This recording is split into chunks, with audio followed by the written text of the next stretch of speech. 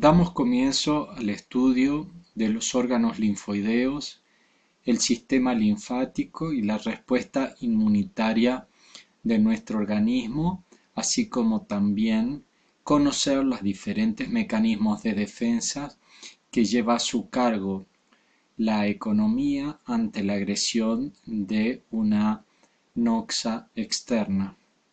La materia que estudia este apartado es la inmunología. El término inmunidad deriva de la palabra latina immunitas, que se refería a la protección frente a procesos legales que disfrutaban los senadores romanos mientras permanecían en el ejercicio de su cargo.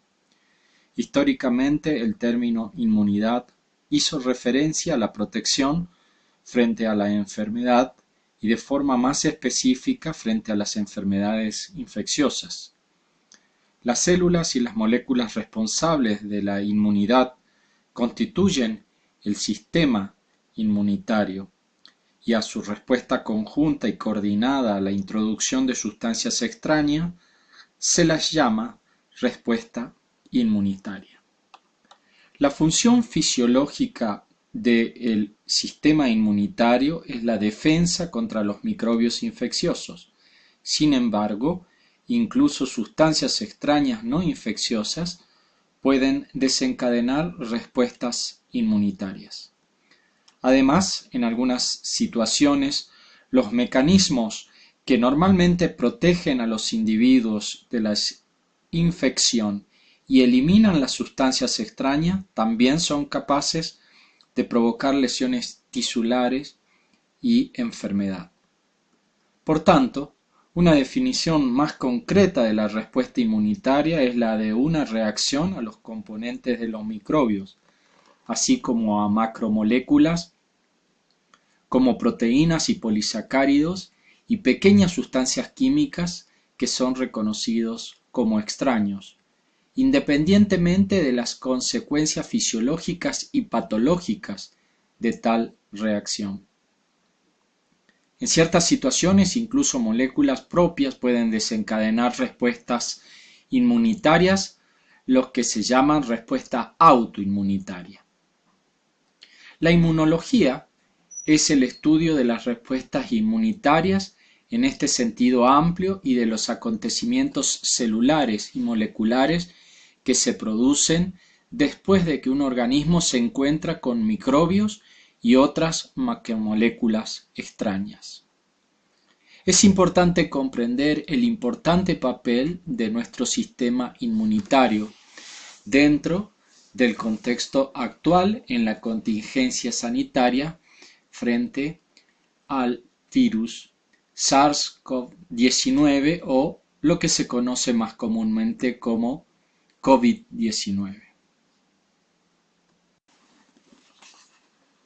Los tejidos linfáticos se clasifican en órganos generadores, también llamados órganos linfáticos primarios o centrales, donde los linfocitos expresan por primera vez receptores para el antígeno y consiguen la madurez morfológica y funcional.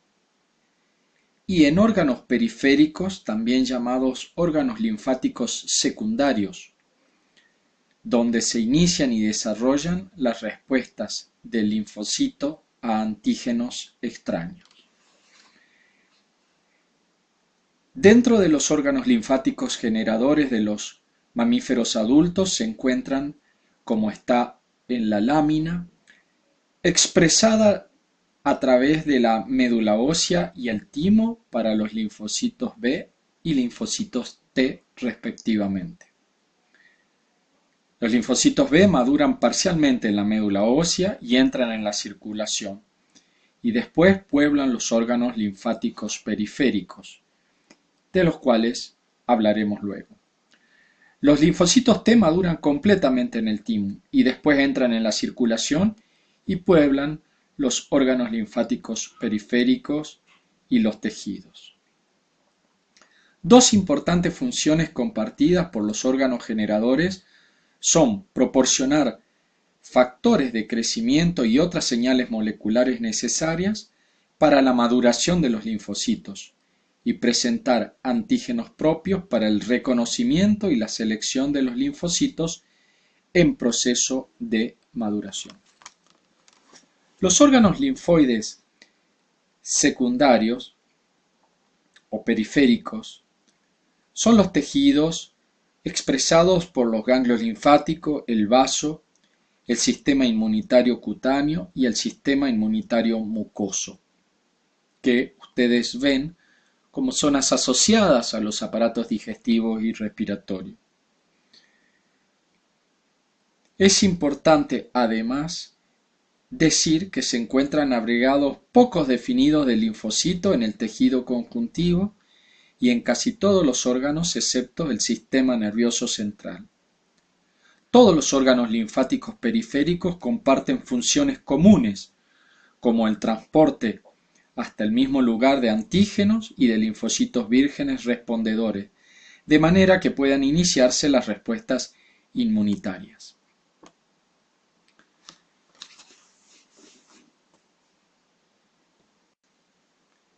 El sistema inmune e inmunidad. Este sistema es un difuso sistema, ya que está constituido por un gran número de órganos y tejidos diseminados, como fue aclarado anteriormente, a lo largo de todo el cuerpo, casi con la única excepción del sistema nervioso central. Este sistema se encarga de elaborar una respuesta que responde frente a la agresión de otra sustancia o un elemento extraño o que el organismo reconoce como no propio, denominado antígeno. Esa capacidad de resistir a un agente infectivo o agresivo, ya sea por la defensa que realiza el sistema inmune o por otro tipo de barrera, que en definitiva termina defendiendo al organismo de una infección o de un ataque, se denomina inmunidad. Esta puede ser de diferentes formas: inmunidad inespecífica o inmunidad específica, para expresar una de las formas de clasificar a la inmunidad. La defensa contra los microbios está mediada por las reacciones tempranas de la inmunidad innata y las respuestas tardías de la inmunidad adaptativa. Los mecanismos de defensa del organismo que se ponen en marcha ante la acción de microorganismos y sustancias extrañas permiten que se generen dos diferentes estrategias. La inmunidad innata, también llamada inmunidad natural o nativa, constituye la primera línea de defensa contra los microbios o agentes extraños.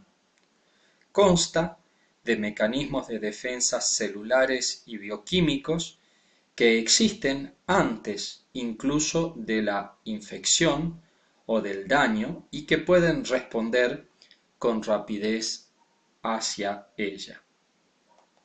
Estos mecanismos reaccionan con los microbios y con los productos de las células dañadas y responden de una forma prácticamente idéntica a agresiones repetidas. Los principales componentes de la inmunidad innata son las barreras primarias, constituidas por las barreras físicas y químicas como el epitelio y las sustancias químicas antimicrobianas producidas en las superficies epiteliales, y las barreras secundarias o células fagocíticas, neutrófilos, macrófagos, células dendríticas y linfocitos citolíticos naturales. Tercero, proteínas sanguíneas, incluidos miembros del sistema del complemento y otros mediadores de la inflamación.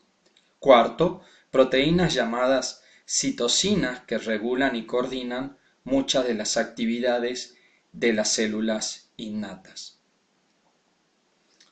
Los mecanismos de la inmunidad innata son específicos frente a estructuras que son comunes a grupos de microbios relacionados y pueden no distinguir diferencias ligeras entre microbios.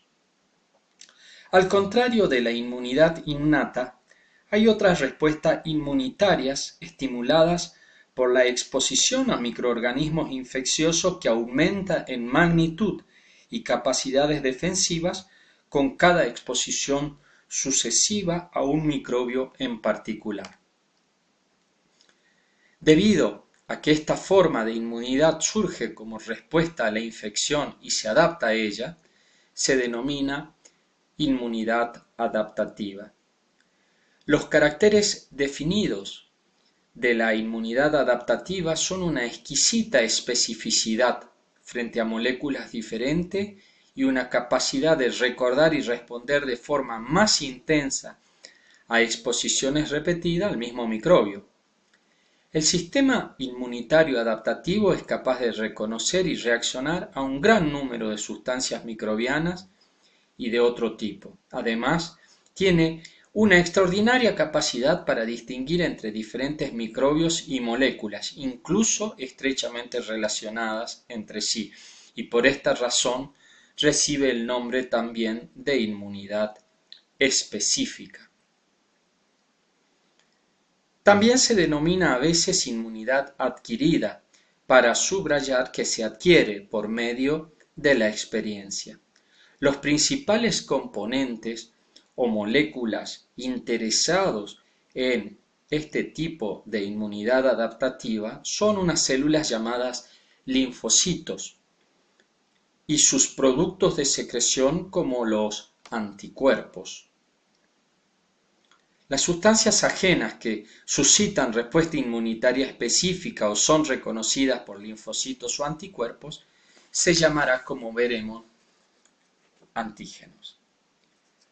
Dentro de la inmunidad adaptativa que siguen mecanismos específicos, tienen la característica de poseer fundamentalmente especificidad, vale decir, frente a antígenos microbianos y no microbianos, diversidad muy grande, los receptores se producen por recombinación somática de segmentos génicos, tienen la capacidad de poseer memoria frente a una acción renovada de un agente agresor y falta de reactividad frente a lo propio.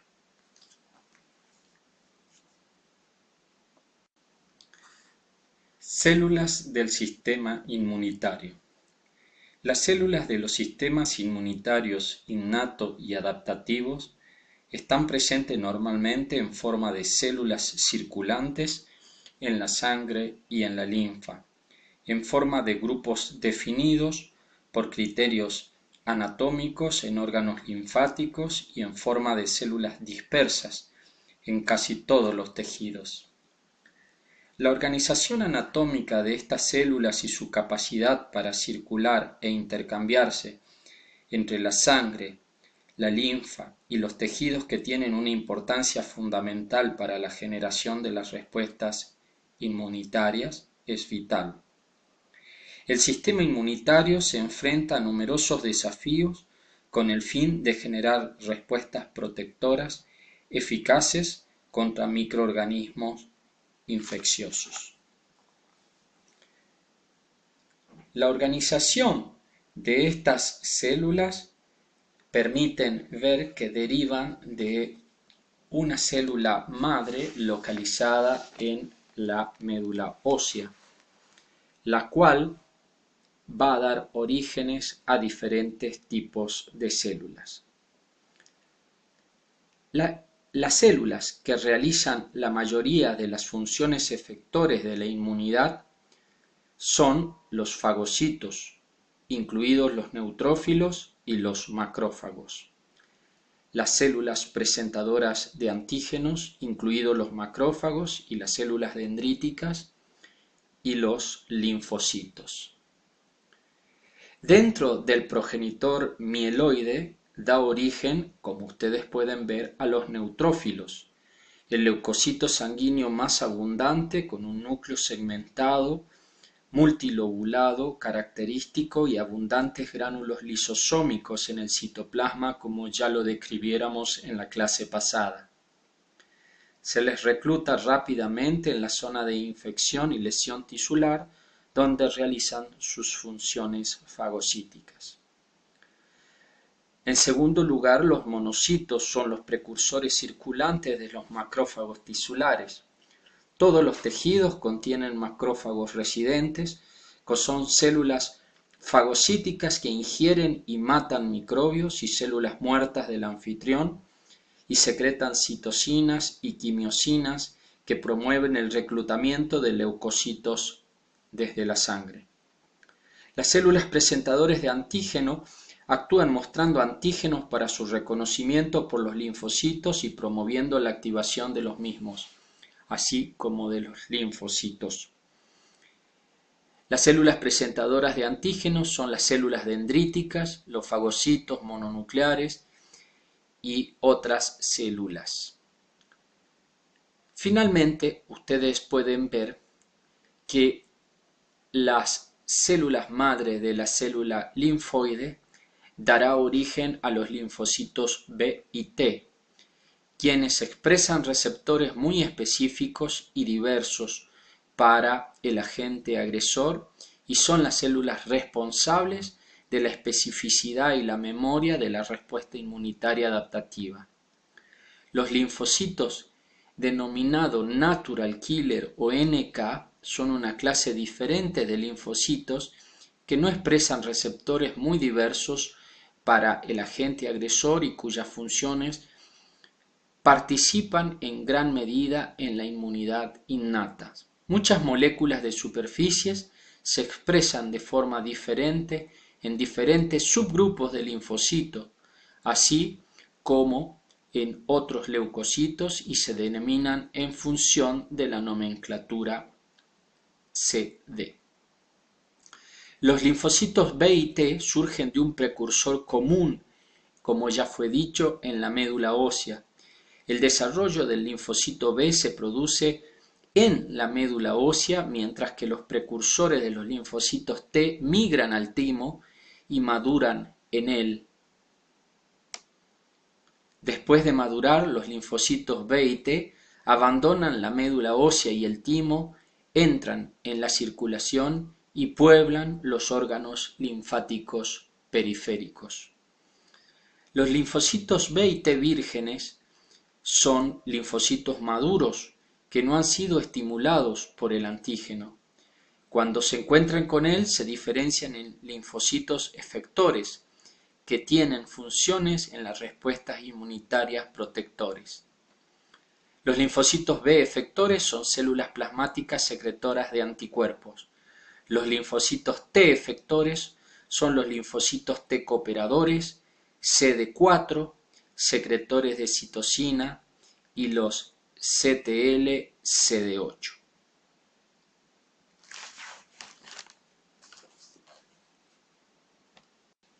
Dentro de la inmunidad que hemos denominado innata, también llamada natural o nativa, mencionamos como principales componentes de la misma las barreras físicas o químicas que actúan de una manera inespecífica frente a la agresión de las diferentes noxas.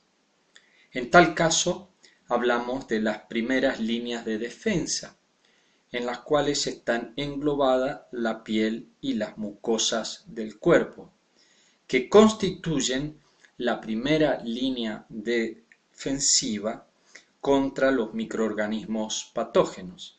Estas estructuras actúan como barreras tanto físicas como químicas, evitando el ingreso de patógenos y sustancias extrañas en el organismo para causar enfermedades. En el caso de la piel, gracias a sus numerosas capas de células queratinizadas firmemente adosadas, La capa epitelial externa de la piel, la epidermis, ofrece una formidable barrera física contra el ingreso de los microorganismos invasores.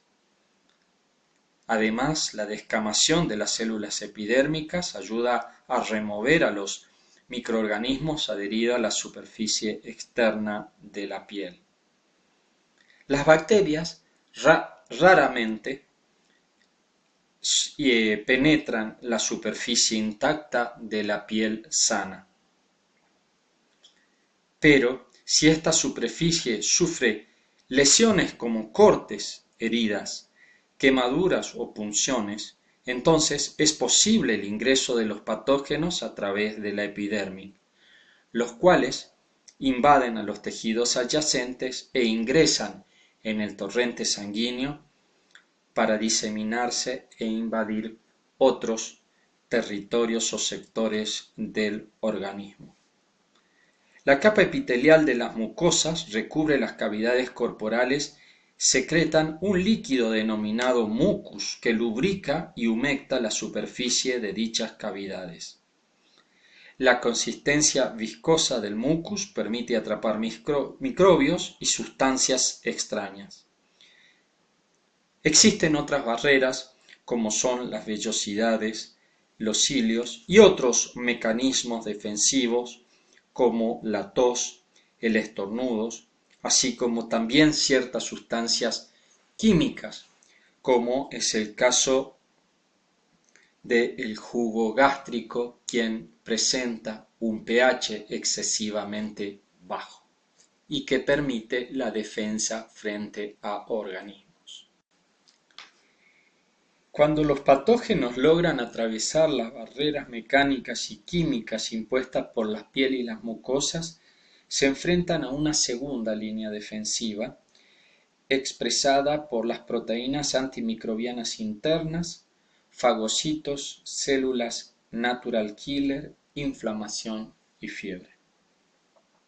Dentro de las proteínas microbianas, es bueno decir que la sangre y el líquido intersticial contiene tres clases de proteínas antimicrobianas principales que inhiben el crecimiento de microorganismos. Ellas son interferones, complementos y transferrina. Los linfocitos, macrófagos y fibroblastos infectados por virus producen proteínas llamadas interferones o INF. Una vez que las células infectadas liberan los INF, estos difunden hacia las células vecinas no infectivas, donde inducen la síntesis de proteínas antivirales que interfieren con la replicación del virus. Tanto en el plasma sanguíneo, segundo lugar, como en las membranas plasmáticas celulares se encuentra un grupo de proteínas inactivas en condiciones normales que conforman lo que ustedes ven en la lámina, el sistema del complemento. Cuando estas proteínas se activan, complementan o aceleran ciertas reacciones inmunes. El sistema del complemento provoca la citólisis, destrucción de los microbios, promueve la fagocitosis y contribuye a la respuesta inmunitaria, que pueden ser activadas siguiendo tres vías: el sistema de complemento a través de la vía clásica, desencadenada por la unión de un agente agresor con un anticuerpo, por lectinas, que se inicia por la unión de una de estas sustancias sobre la bacteria y el virus, o bien la vía alterna, que se desencadena espontáneamente.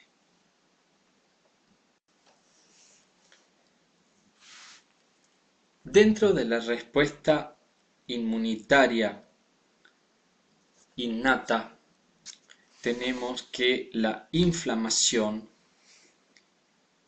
es la principal vía por la que el sistema inmunitario innato se enfrenta a las infecciones y a la lesión tisular.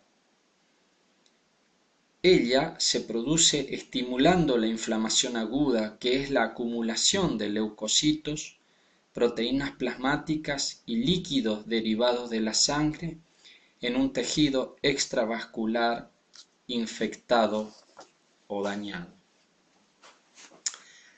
Ante esta lesión tisular, que puede ser desencadenada por agentes patógenos, abrasiones, irritación química, deformaciones o trastornos celulares o temperaturas extremas, aparecen 4 síntomas y signos que caracterizan el proceso inflamatorio.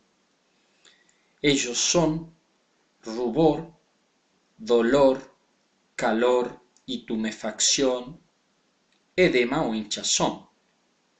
La inflamación puede también producir un quinto carácter o característica, que es la pérdida de la función del área afectada. Por ejemplo, la pérdida de la sensibilidad dependiendo del sitio y de la extensión de la lesión. La inflamación es un intento de eliminar a los microorganismos, toxinas o sustancias extrañas presentes en el sitio de la lesión, impidiendo la diseminación hacia otros tejidos y preparando al sitio de lesión para el proceso de reparación tisular en un intento de restaurar la homeostasis del tejido afectado. Debido a que la inflamación es uno de los mecanismos de respuesta inespecífica, la respuesta de los tejidos a un corte es similar a la respuesta que se dispara ante una quemadura, ante una lesión provocada por radiaciones, la invasión viral o bacteriana. En cada caso, la respuesta inflamatoria, como ustedes la pueden observar tanto en la lámina como en el esquema, se produce consistiendo o continuando 3 pasos básicos. En primer lugar, la vasodilatación e incremento de la permeabilidad vascular. En segundo lugar, la migración y movilización de los fagocitos presentes en la circulación y el líquido intersticial. Y en última instancia, se devendrá la reparación tisular indefectiblemente. En cuanto a la vasodilatación y aumento de la permeabilidad vascular, el primer caso, los 2 cambios inmediatos que se producen en los vasos sanguíneos de la región lesionada son precisamente el aumento del diámetro de las arteriolas y el aumento de la permeabilidad de los diferentes capilares en la zona. Al producirse este aumento en la permeabilidad, implica que las sustancias que normalmente están retenidas en la circulación pueden salir a los vasos sanguíneos. Vale decir, la vasodilatación incrementa el flujo de sangre hacia el área de la lesión y el aumento en la permeabilidad, lo que posibilita que las proteínas de defensa, como los anticuerpos y factores de la coagulación, salgan del torrente circulatorio y se dirijan al sitio lesionado. El aumento de la permeabilidad también permite remover toxinas microbianas y células muertas. Es importante ver que la vasodilatación aumenta el flujo sanguíneo. Ese aumento sanguíneo por vasodilatación produce mayor dilatación del calor y asimismo producirá un aumento de líquidos en la zona, de los cuales derivan 3 síntomas y signos ya mencionados. En primer lugar, el rubor, vale decir, el área se vuelve coloreada. En segundo lugar, el edema, aumento de elevación de la piel por la acumulación de líquidos. Y en tercer lugar, el dolor por la liberación de las sustancias que en ella se produce.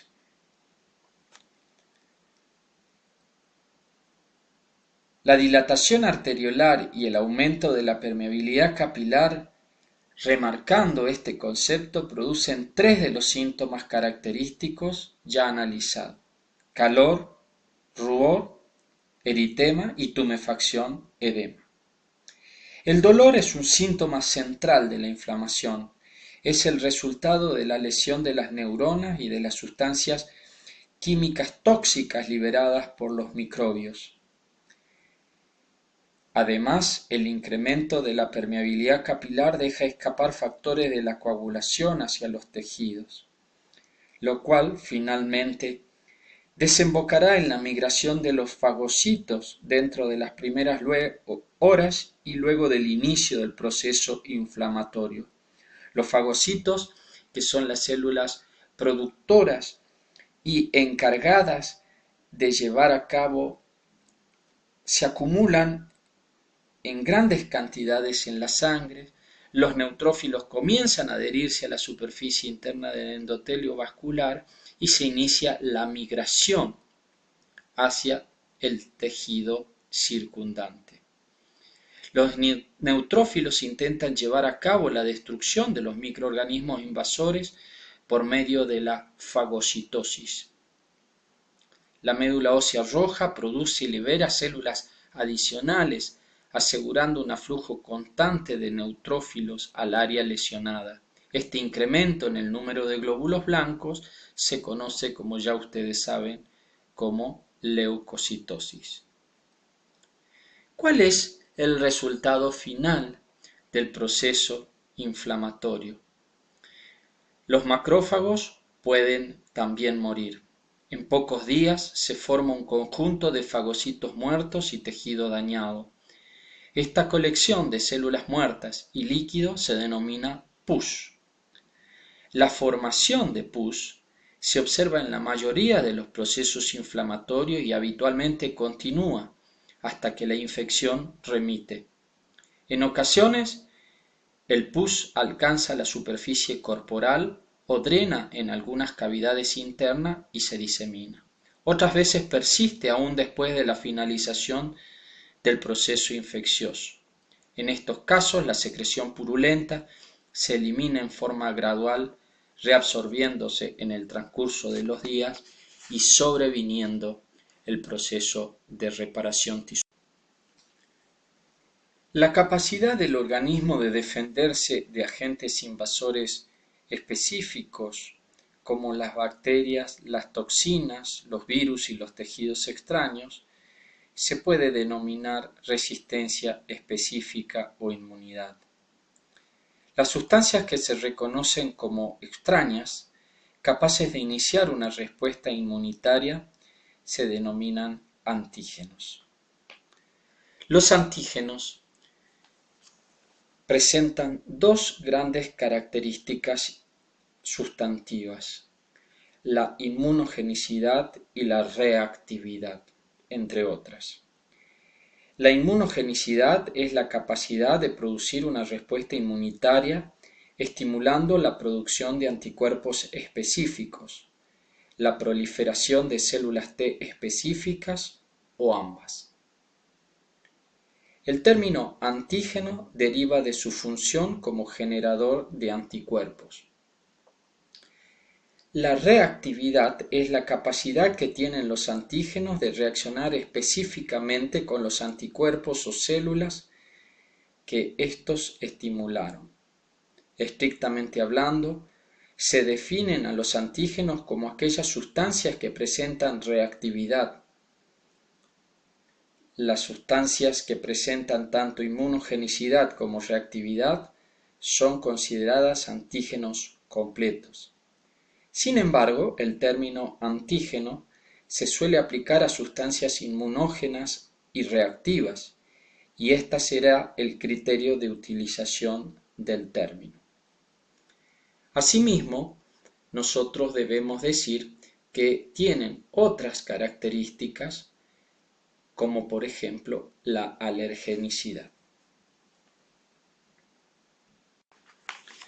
Un anticuerpo también llamado inmunoglobulina o gamma globulina, es una proteína compleja que es capaz de combinarse específicamente con un antígeno que estimuló en su producción. La estructura de los anticuerpos concuerda con su antígeno, de la misma forma que clásicamente se describe una cerradura lo hace con su llave. En teoría, las células plasmáticas son capaces de secretar tantos anticuerpos diferentes como receptores de células B diferentes haya, debido a que la misma recombinación de segmentos génicos codifica tantos anticuerpos que finalmente secretan las células plasmáticas. Los anticuerpos pertenecen a un grupo de glucoproteínas llamadas globulinas, como ya fuera dicho, y por esta razón también se las conocen como inmunoglobulina. La mayoría de los anticuerpos contienen 4 cadenas polipeptídicas. 2 de estas cadenas son idénticas entre sí y se denominan cadenas pesadas o H. Cada una consiste en una cadena de 450 aminoácidos. Cada cadena polipeptídica presenta ramificaciones constituidas por pequeñas cadenas de hidratos de carbono. Las otras 2 cadenas polipeptídicas, también idénticas entre sí, se denominan cadenas livianas o L y están formadas por unos 220 aminoácidos cada uno. Un puente disulfuro une cada cadena liviana con una cadena pesada. A su vez, 2 puentes disulfuro mantienen unida la porción central de ambas cadenas pesadas. Esta región de los anticuerpos que presentan gran flexibilidad es la llamada región bisagra. Debido a que los brazos de los anticuerpos pueden moverse a medida que la región bisagra se dobla, se puede formar en forma o presentar en forma de T o Y. Dentro de las cadenas H y L se diferencian 2 regiones. Los extremos de las cadenas H y L, denominados regiones variables o V, constituyen los sitios de reconocimiento antigénico. La región variable, la cual es diferente para cada clase de anticuerpo, es la porción de anticuerpos que se encarga de reconocer y unir específicamente a un tipo en particular de antígeno. El resto de las cadenas H y L, llamadas regiones constantes o parte invariable, es prácticamente la misma para todos los anticuerpos de la misma clase y es la responsable de la reacción antígeno-anticuerpo que se lleva a cabo. Sin embargo, la región constante de la cadena H difiere de una clase de anticuerpo a otro y es su estructura la que sirve como base para la distinción de 5 clases de anticuerpos diferentes, los cuales se designan en IgG, IgA, IgM, IgD e IgE. Cada clase de anticuerpo presenta una estructura química distintiva y un papel biológico específico. Debido a que aparecen primero y presentan una vida media relativamente corta, los anticuerpos de tipo IgM son indicadores de infección reciente. Pero luego estos anticuerpos de aparición reciente serán suplantados por la resistencia de otros anticuerpos que son las inmunoglobulinas G.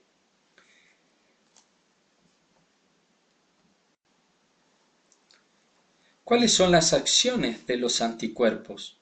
Las 5 clases de anticuerpos difieren en cuanto a sus funciones. Sin embargo, todos ellos actúan inactivando de alguna manera a los antígenos. Entre las acciones de los anticuerpos podemos citar los siguientes. Neutralización de antígenos. La reacción entre un antígeno y un anticuerpo bloquea o neutraliza algunas toxinas bacterianas y evita la adhesión de algunos virus o de otros microorganismos a células. Inmovilización bacteriana, ya que los anticuerpos se generan por la presencia de antígenos presentes en los cilios o flagelos de las bacterias móviles. Esa reacción antígeno-anticuerpo puede causar en la bacteria la pérdida de la motilidad, lo que limita su diseminación. Aglutinación y precipitación, debido a que los anticuerpos presentan dos o más sitios de unión para los antígenos. La reacción antígeno-anticuerpo puede realizarse en forma cruzada entre los distintos patógenos, produciéndose la aglutinación, agrupamiento de estos. Activación del complemento. Los complejos antígeno-anticuerpo ponen en marcha la activación de la vía clásica del sistema del complemento. Facilitación de la fagocitosis. El eje de los anticuerpos actúa como una bandera que atrae a los fagocitos, una vez que los antígenos se unieron a las regiones variables de los anticuerpos. Estos facilitan la actividad de los fagocitos debido a que producen aglutinación y precipitación de los antígenos, activación del sistema de complemento y mediante la cobertura de los microorganismos con anticuerpos, opsonización. Los antígenos son moléculas grandes y complejas. Por lo general son proteínas, sin embargo también pueden actuar como antígenos diversas otras sustancias que ustedes podrán encontrar en relación a diferentes naturalezas químicas de las mismas. Las células T solo responden a antígenos proteicos. Las células B, en cambio, responden a antígenos proteicos, ciertos lípidos, hidrato de carbono y ácido nucleico. Los antígenos completos tienen por lo general elevado peso molecular y además, en general, son sustancias que pueden actuar de una manera muy característica generando una respuesta. Una sustancia de menor peso que presenta reactividad pero carece de inmunogenicidad se denomina apteno. Un apteno puede estimular la respuesta inmunitaria solo si se presenta unido a una molécula transportadora de mayor tamaño. Un ejemplo es la pequeña toxina lipídica de una hiedra, la cual inicia una respuesta inmunitaria una vez que se une a alguna proteína del organismo. De igual manera, algunos fármacos como la penicilina puede combinarse con una proteína del cuerpo para formar complejos inmunes que desencadenan una respuesta. Esa respuesta inmune que se pone en marcha ante la presencia de un apteno es responsable de fundamentalmente la interacción o la formación de un complejo antígeno-anticuerpo. Los antígenos son sustancias extrañas por lo general, no son partículas que formen parte de los tejidos corporales. Sin embargo, algunas veces el sistema inmunitario falla en la distinción entre amigo propio y enemigo ajeno, y el resultado es un trastorno autoinmune en el cual las moléculas propias o las células que reconoce como extrañas y por lo tanto son destruidas como tales. La unión entre un antígeno y anticuerpo, como ya fue analizado, es sumamente específica y además es reversible. La permanencia de la unión dependerá del grado de adaptación entre ambas moléculas y de ciertas características físico-químicas expresadas por fuerza y estabilidad de los enlaces que las unen.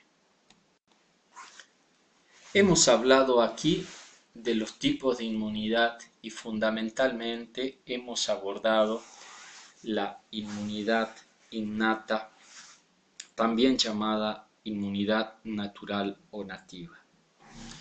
Avanzamos ahora en el estudio de la inmunidad o de las respuestas inmunitarias adaptativas. Existen dos tipos de respuestas inmunitarias adaptativas, llamada inmunidad humoral e inmunidad celular, en las que intervienen componentes diferentes del sistema inmunitario y que sirven para eliminar microbios de distintos tipos. La inmunidad humoral cuenta con unas moléculas presentes en la sangre y en las secreciones mucosas que reciben el nombre de anticuerpos y son producidas por unas células denominadas linfocitos B o también células B. Los anticuerpos que ya describiéramos, también llamadas inmunoglobulina o gamma globulinas, reconocen los antígenos microbianos, neutralizan la infecciosidad de los microorganismos y los marcan como una diana para su eliminación por diversos mecanismos efectivos. La inmunidad humoral es el principal mecanismo de defensa contra los microbios extracelulares y sus toxinas, debido a que los anticuerpos segregados pueden unirse a ellos y contribuir a su destrucción. Los propios anticuerpos están especializados y cada tipo diferente puede activar unos mecanismos efectores distintos. Por ejemplo, hay algunas clases que favorecen la ingestión de los microorganismos por las células del anfitrión, fagocitosis, que analizáramos dentro de las funciones de los anticuerpos, mientras que otras se fijan a ellos y desencadenan la liberación celular de los mediadores de la inflamación y son transportados activamente a las luces de los órganos mucosos y a través de la placenta, en el caso del embarazo, para proporcionar una defensa frente a microbios ingeridos e inhalados y contra infecciones del recién nacido respectivamente. En la parte baja de la lámina de la inmunidad adaptativa podemos ver lo que corresponde a la inmunidad celular, que queda a cargo de los linfocitos T, también llamados células T. Como ustedes pueden ver, los microbios intracelulares, como los virus y algunas bacterias, sobreviven y proliferan en el interior de los fagocitos y de otras células del huésped, donde los anticuerpos circulantes no los tienen a su alcance. Las defensas contra estas infecciones corresponden a la inmunidad celular, que fomenta la destrucción de los microorganismos residentes en los fagocitos o la desaparición de las células infectadas para suprimir los reservorios de la infección. La inmunidad protectora frente a un microorganismo suele inducir la respuesta del anfitrión frente al organismo. El tipo de inmunidad que se despierta por la exposición a un antígeno extraño se denomina inmunidad activa, porque la persona inmunizada cumple una función activa en la respuesta del antígeno.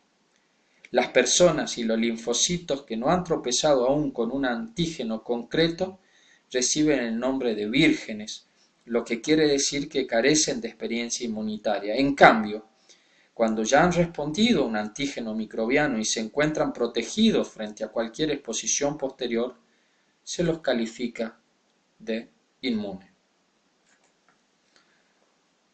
Una persona puede adquirir la inmunidad mediante el paso de determinadas sustancias, pero será esta en forma pasiva o dentro de la inmunidad activa de una manera diferente, como ya lo analizaremos a posteriori. Hemos ya analizado que la respuesta inmune básicamente puede dividirse de dos grandes maneras: la inmunidad innata o inespecífica, que ya hemos analizado sobradamente, y la inmunidad adaptativa adquirida o específica. para la cual es necesario que exista un contacto entre un antígeno y el organismo para desencadenar la respuesta inmunitaria. Esta proporciona al organismo una respuesta específica frente a cada agente infecciosa. Esa respuesta inmunitaria de la inmunidad adquirida o específica se caracteriza por presentar ciertos elementos cardinales. Ellos son el hecho de presentar una memoria, vale decir que ante un nuevo contacto con el mismo agente agresor se produce una respuesta que es más precoz y más intensa, y a su vez es inmunológicamente específica, lo cual evita que el mismo agente infeccioso provoque enfermedad en una segunda llegada al organismo. Desde el punto de vista de sus mecanismos intervinientes en la actividad inmunitaria adquirida o específica, en la diapositiva anterior hemos analizado que puede ser de dos modos diferentes. Una que involucra a la producción de anticuerpos partiendo de los linfocitos B o células B, lo cual se denomina mecanismo inmunitario o inmunidad humoral, mientras que existe otra línea defensiva adquirida o específica que es la inmunidad celular, que se da por el desempeño de los linfocitos T y los macrófagos. Todas las respuestas inmunitarias humorales y celulares dirigidas contra antígenos extraños poseen una serie de propiedades fundamentales que reflejan las características de los linfocitos encargados de su producción. Estas características son especificidad, cuya significación o significado funcional es asegurar que la respuesta inmunitaria frente a un microbio, antígeno no microbiano, se dirija a ese microbio o antígeno. Diversidad. Capacita al sistema inmunitario para responder a una gran variedad de antígenos. Expansión clonal, cuya significación funcional es aumentar el número de linfocitos específicos frente al antígeno capaz de controlar a los microbios. Especialización. Genera respuestas que son óptimas para la defensa contra diferentes tipos de microbios. Contención y homeostasis, cuyo significado fisiológico es permitir al sistema inmunitario recuperarse de una respuesta de modo que pueda responder de forma eficaz a los antígenos con los que se encuentre de nuevo. Y por último, falta de reactividad frente a lo propio que impide dañar al anfitrión desde el punto de vista fisiológico durante las respuestas a antígenos extraños en el territorio del huésped. Pero existe algo que se denomina memoria inmunológica, que es el sello de la respuesta inmunitaria para antígenos específicos que iniciaron una respuesta inmunitaria en el pasado. La memoria inmunológica se debe a la presencia durante un periodo prolongado de tiempo de anticuerpos y linfocitos de vida larga que emergen durante la proliferación y diferenciación de las células B y T ante el contacto con el antígeno. Una forma de medir la memoria inmunológica es mediante el título de anticuerpos, vale decir, la concentración sérica de los mismos. Posteriormente se detecta un elevado incremento en el título de anticuerpo a posteriori de un contacto entre antígeno y anticuerpo, en un comienzo IgM y después IgG. Esto se conoce como respuesta inmunitaria primaria y respuesta inmunitaria secundaria. Ampliaremos el concepto. Las células de memoria pueden permanecer durante décadas. En un primer contacto, después del inicial, entre un antígeno, durante varios días no se detectan anticuerpos. Posteriormente, sí se harán, sí se detectará y veremos que aparece una respuesta primaria producida o mediada por IgM primero y luego por IgG después. Cada nuevo encuentro con el mismo antígeno produce rápida proliferación de células de memoria. Después de varios encuentros, el título de anticuerpo asciende a muchos valores que los alcanzados durante la respuesta primaria, constituido principalmente por anticuerpos de tipo inmunoglobulina G. Esta respuesta, más acelerada e intensa, se denomina respuesta secundaria. La respuesta secundaria, en ella, los anticuerpos producidos durante la respuesta presentan mucho mayor afinidad por el antígeno que aquellos producidos en la respuesta primaria y son, por lo tanto, más eficaces a la hora de neutralizar el antígeno. La respuesta primaria y secundaria se desarrollan en el contexto de una infección microbiana. Cuando una persona se recupera de una infección sin haber tomado fármacos antimicrobianos, es debido a la respuesta inmunitaria primaria.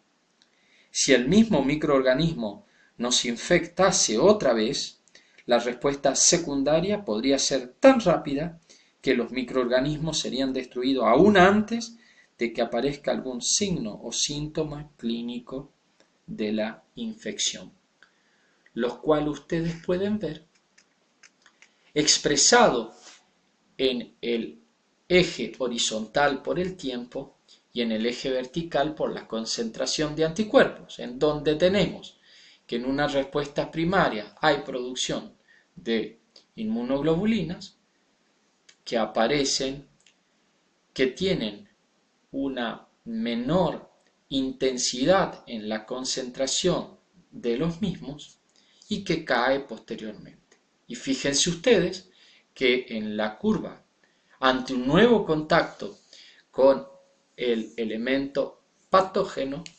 aparece la respuesta secundaria. Al cabo de varios días, incluso años, esta respuesta es mucho más rápida y efectiva, ya que la concentración del anticuerpo en el plasma es mucho más elevada, de forma que el agente patógeno desaparece sin llegar a desarrollar y por esto sin producir toxinas e inclusive manifestaciones sintomáticas de enfermedad alguna.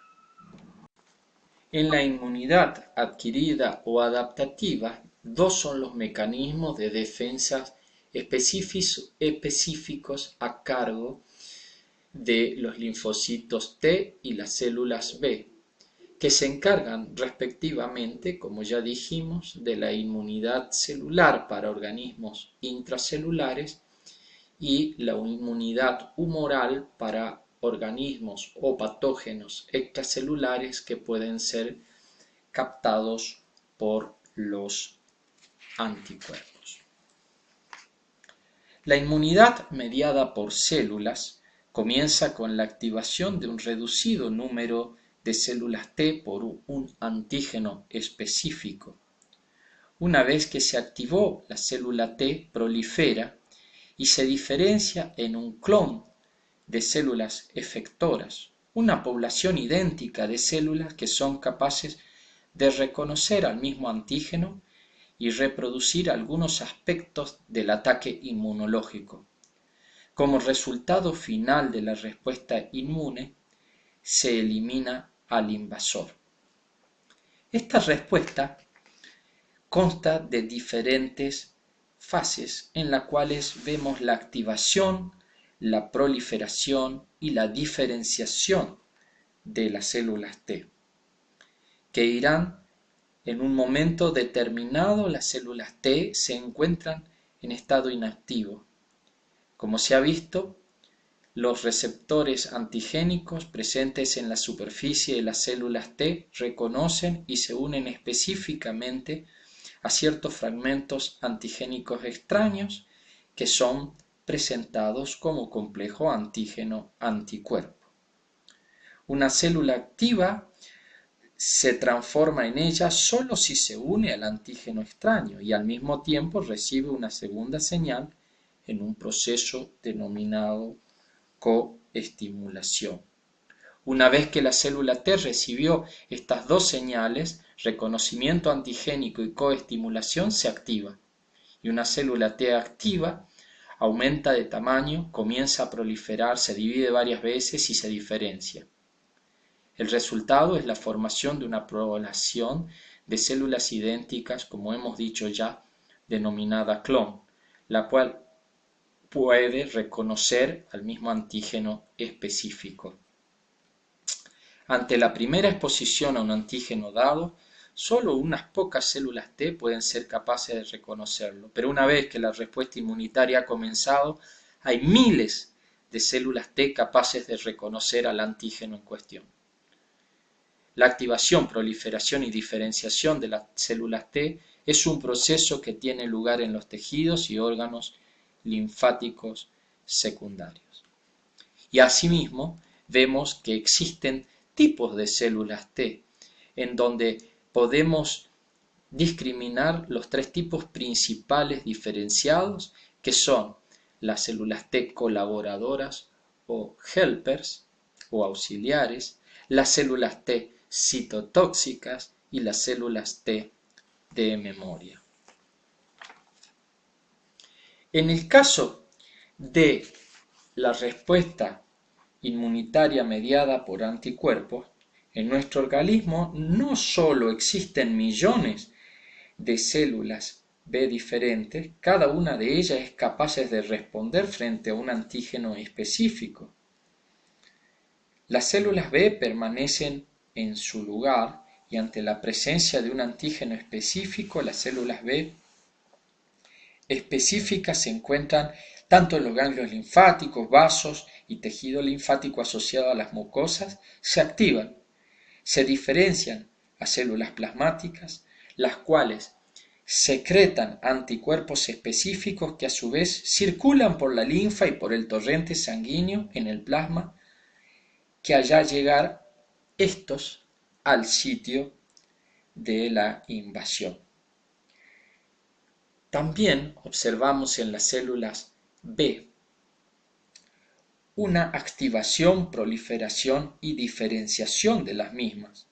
Durante la activación, los antígenos se unen al receptor de las células B y éstas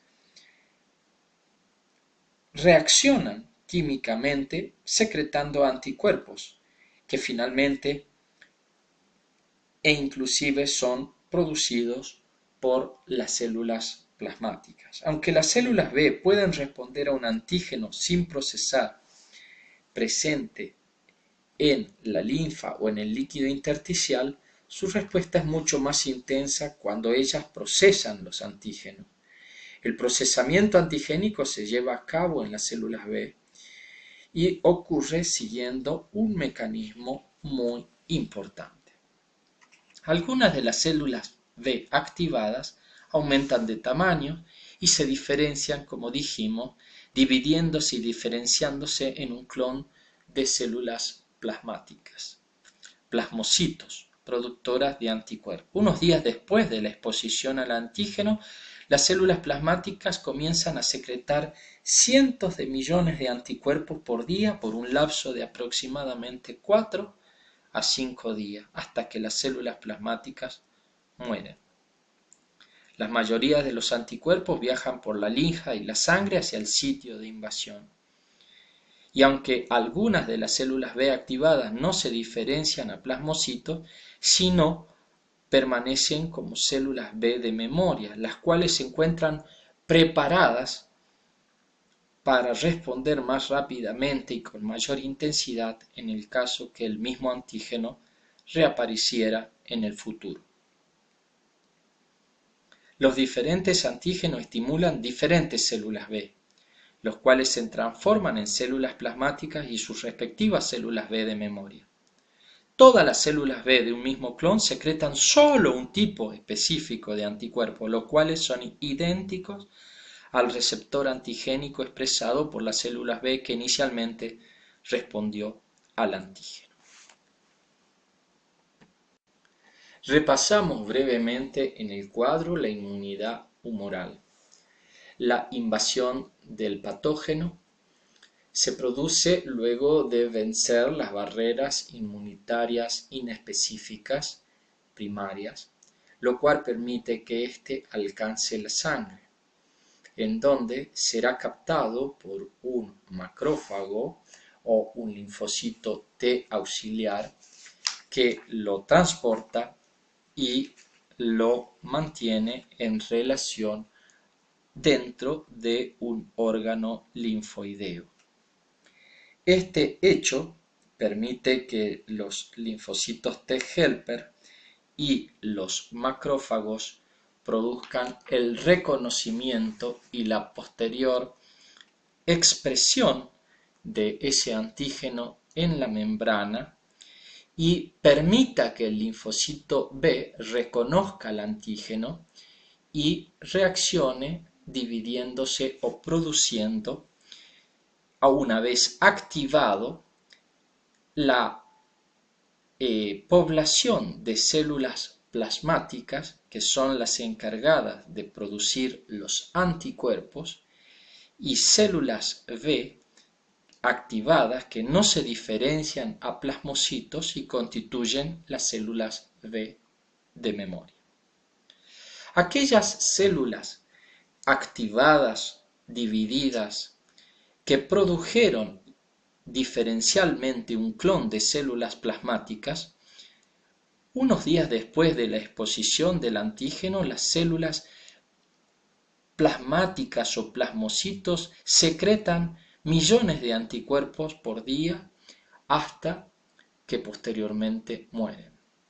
Dichos anticuerpos actuarán activando el complemento y los diferentes mecanismos de opsonización, fagocitosis y lisis celular para eliminar el antígeno. Por otro lado, activará las proteínas correspondientes al complemento, que son aquellas que aparecen por la vía clásica o las vías alternas ya descritas. Y finalmente, atraen nuevos macrófagos. Aquellas células B que se diferenciaron, pero fueron activadas, pero no se diferenciaron a plasmocitos, permanecen como células B de memoria, las cuales responden de una manera más rápida y con mayor intensidad en caso que el mismo antígeno reaparezca en el futuro, dando una inmunidad futura.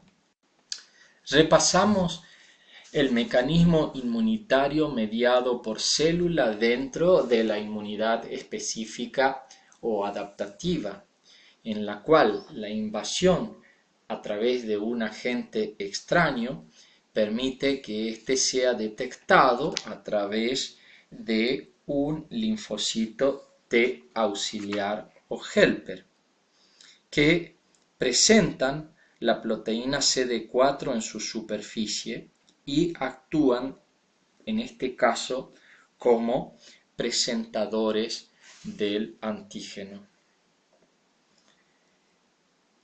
Es de tener presente que en un momento determinado las células T se encuentran en un estado inactivo, pero al reconocer al antígeno que ya hemos expresado a través que involucra las proteínas de superficie presentes en el CD4 o CD8, estas proteínas permiten que una célula T se active solo si se une al antígeno extraño y al mismo tiempo recibe una misma señal en un proceso denominado coestimulación. Una vez que esto se produce, existen más de 20 coestimuladores, algunos de los cuales son las mismas interleuquinas o interleucinas.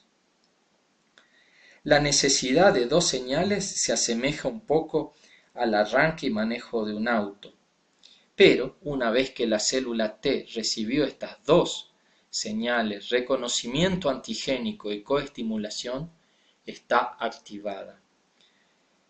La célula T activada aumenta de tamaño y prolifera, se divide varias veces y a su vez el resultado es la formación de una población de células idénticas que se denominan clones, los cuales pueden reconocer el mismo antígeno específico ante una nueva invasión por el agente agresor. Ante la primera exposición al antígeno dado, solo unas pocas células pueden ser capaces de reconocerlo. Pero una vez que la respuesta inmunitaria ha comenzado, hay miles de células T capaces de reconocer. Y los tipos celulares que pueden proliferar y que pueden diferenciarse a su vez de los linfocitos T son los linfocitos T de memoria, los cuales activarán y estarán presentes representando la inmunidad futura y característicos de la respuesta inmunitaria secundaria. Presentaremos algunas anomalías que tiene el sistema inmune en relación al organismo humano. Hemos mencionado que existen veces que nuestras células de la inmunidad y nuestros mecanismos defensivos pierden la capacidad de reconocer lo propio como estrictamente personal del huésped y no lo permite diferenciar a ese hecho con lo extraño, lo ajeno que proviene del exterior. En tal caso, cuando el mecanismo inmunitario pierde esa capacidad de diferenciar lo propio de lo ajeno, se producen daños sobre las propias células y estructuras del mismo organismo, apareciendo un fenómeno conocido como autoinmunidad. Dado que para el funcionamiento adecuado de nuestras células T y también de células B, deben presentarse en el organismo dos mecanismos importantes: ser capaces de reconocer nuestras propias proteínas del complejo mayor de histocompatibilidad, proceso conocido como autorreconocimiento, y segundo, carecer de reactividad frente a fragmentos peptídicos de nuestras propias proteínas, condición conocida como autotolerancia. Las células B también presentan autotolerancia y la pérdida de esta tolerancia lleva al desarrollo de lo que he comentado ya, las enfermedades autoinmunes, cuyos ejemplos ustedes observan algunos en la proyección de la lámina. Asimismo, nuestro sistema inmune actúa de una manera defensiva, circunscribiendo ciertos tipos de reacciones antígeno-anticuerpo. Vale decir, evita la generalización de la misma y la circunscripción en determinados lugares de nuestra economía a fin de expandir innecesariamente la respuesta inmunitaria desencadenado por un cuerpo extraño. Es un tipo de inmunidad especial denominada hipersensibilidad y en ella describimos, por ejemplo, las reacciones inmunitarias ligeramente retardadas como son las alergias y las anafilaxias. Nuestro sistema inmune, si bien también se encuentra vigilante y permanentemente monitoriza la capacidad de eliminación de las sustancias extrañas que ingresan o se producen en el interior de nuestro organismo, en muchas ocasiones de una manera congénita o adquirida, disminuye esa capacidad de defensa, que es lo principal que debe tener a su cargo, y en tal sentido aparecen fenómenos extraños o patógenos que pueden infectar y matar al huésped.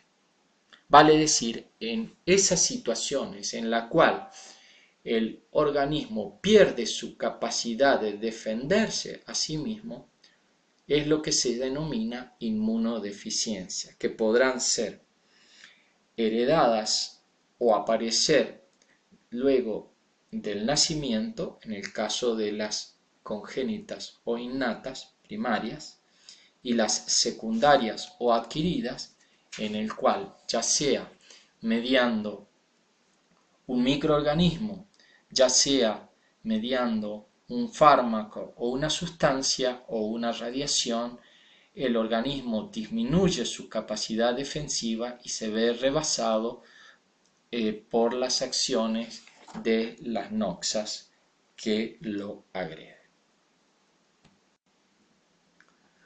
Una manera también importante de clasificar a la inmunidad es hacerlo siguiendo el esquema de muchos libros que la dividen en inmunidad natural y artificial. La inmunidad natural es la que se consigue por procesos naturales o habituales del organismo. Habitualmente, la inmunidad natural puede ser pasiva o activa. La inmunidad natural pasiva es también conocida como inmunidad inespecífica o congénita o innata, que es la que adquiere el feto y también el recién nacido a través de la placenta desde los anticuerpos de la madre que migran al hijo o bien a través de la leche materna que habitualmente aporta ciertos anticuerpos a través de la lactancia. Esta inmunidad natural pasiva es completa aunque temporal. Le otorga un plafón al niño desde el momento del nacimiento durante los 3 primeros meses de vida, alcanzando como un extremo el máximo de 1 año. Otras de las posibilidades de la inmunidad natural es la inmunidad natural activa, que se produce cuando el individuo padece una enfermedad. Vale decir, el agente extraño se pone en contacto con el organismo, fabricando anticuerpos, activando células T, y ambas líneas celulares desencadenan la producción de células de memoria.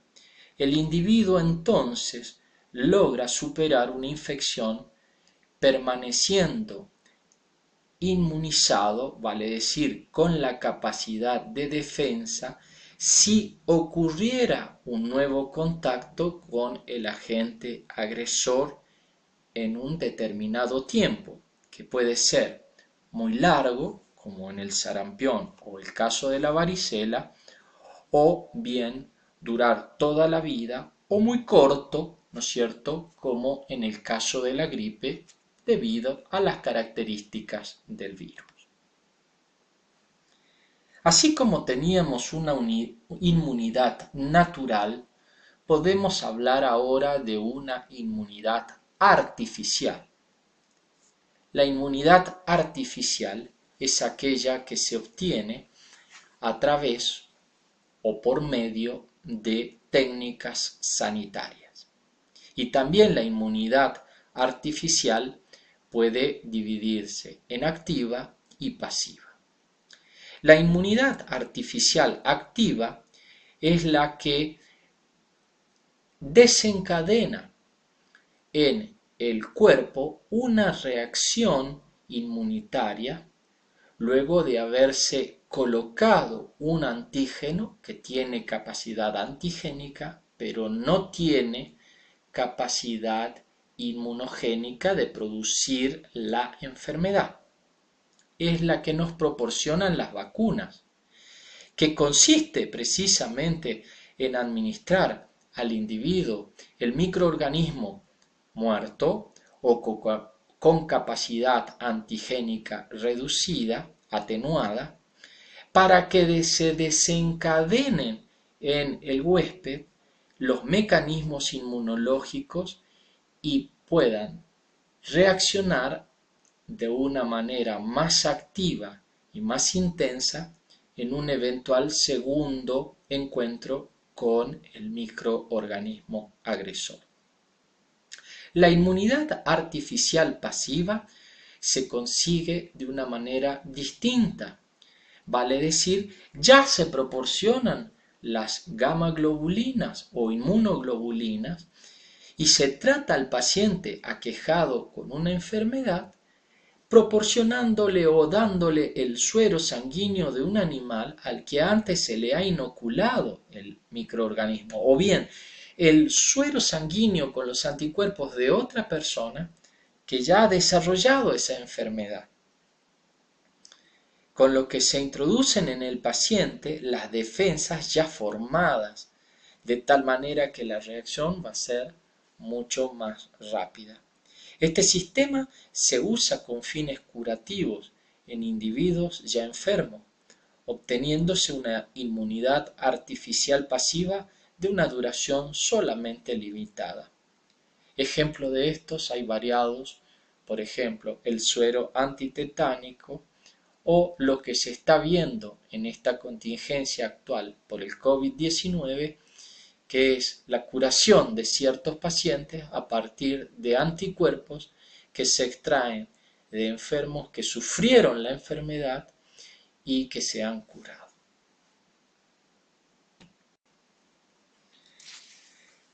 Vamos a hablar ahora de las estrategias para el desarrollo de las vacunas y el principio de la vacunación. Tal vez el nacimiento de la inmunología como ciencia se produjo como consecuencia de la vacunación satisfactoria contra la viruela llevada a cabo por Edward Jenner en 1796.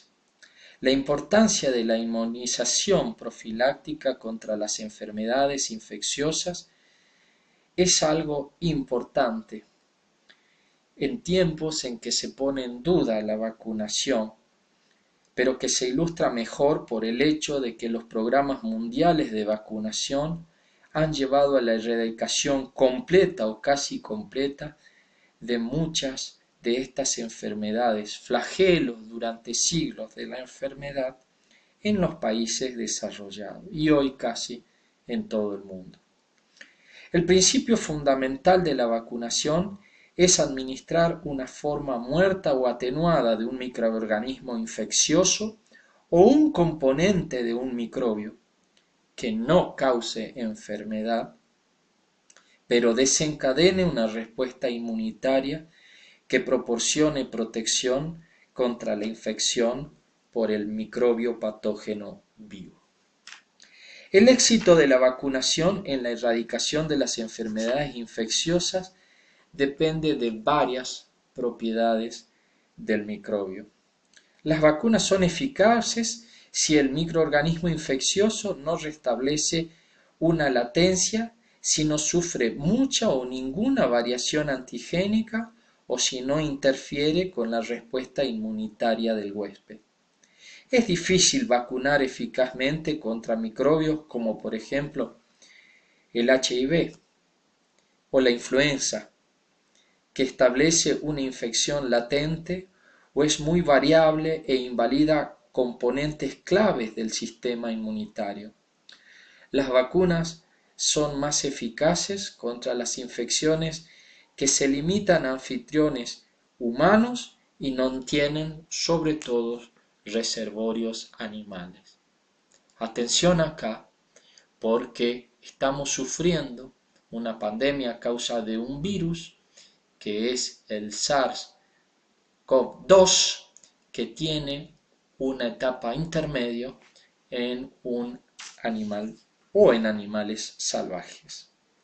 La mayoría de las vacunas que se utilizan en la actualidad actúan induciendo la inmunidad humoral, vale decir la producción de anticuerpos, que son el único mecanismo inmunitario que evita las infecciones al neutralizar y eliminar a los microorganismos antes que establezcan un punto de apoyo en el anfitrión, vale decir antes que se conviertan en intracelulares. Las mejores vacunas son aquellas que estimulan el desarrollo de células plasmáticas de vida larga, que producen anticuerpos de afinidad alta, así como linfocitos B de memorias. Estos aspectos de la respuesta inmunitaria humoral se inducen mejor en la reacción del centro germinal, que requiere la ayuda proporcionada por los linfocitos específicos T, CD4 frente a antígenos proteínicos. Vale decir que la vacunación tiene ciertos aspectos fundamentales. La vacunación debe proporcionarse o debe comenzar a aplicarse en el organismo humano cuando empiezan a decaer las defensas proporcionadas por los anticuerpos proporcionados por nuestra madre a través de la placenta.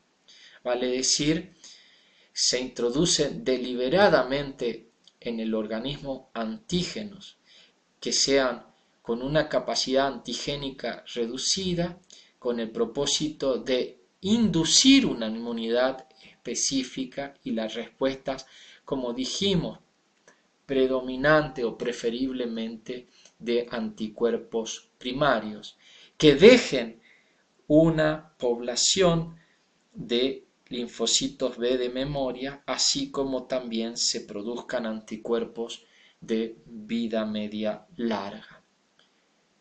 Ante un contacto, el cual no es improbable en nuestra vida, nuevamente con el agente agresor, esas células de memoria generarán una respuesta antigénica con anticuerpos secundarios de tipo una respuesta diferida, pero mucho más intensa, la llamada respuesta secundaria de inmunidad adquirida.